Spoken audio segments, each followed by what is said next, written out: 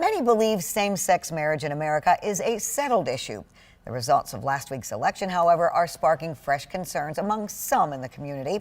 13 on Your Side political reporter Josh Albertus spoke to a lawmaker who married his husband last year on what he says is happening to safeguard that right.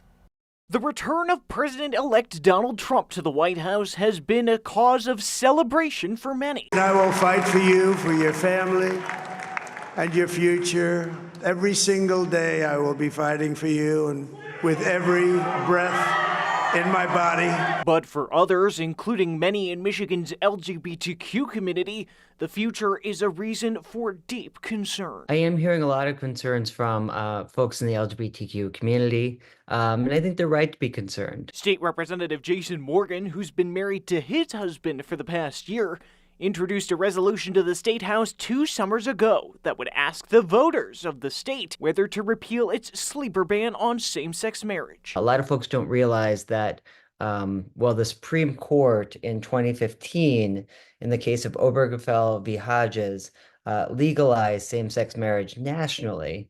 Michigan has had a ban on our constitutional books since 2004. But why now? And what might that have to do with the president-elect? Following the overturning of Roe v. Wade, some have felt with the current makeup of the Supreme Court and potentially more socially conservative-leaning justices Trump could appoint in a second term, their right to marry might be next. It's a very strange time in Michigan and in our country where future generations may not have the same rights and protections that we have fought so hard for today. As Roe had stood on similar grounds to Obergefell, Justice Clarence Thomas, in a concurring opinion, signaling support for reconsidering that case, among others. The concerns leading to the bipartisan passage of the Respect for Marriage Act later that year, which now requires states to legally recognize those marriages performed in states and times where it is legal. For some, they believed the push went too far unnecessarily. While this bill does not move the needle on same-sex marriage, this legislation will raise serious issues for religious liberty. But for many like Morgan, he says it's a core backstop as they work for more. Josh joins us now from our control room. And Josh, is it likely this lawmaker's resolution could even make it through Lansing?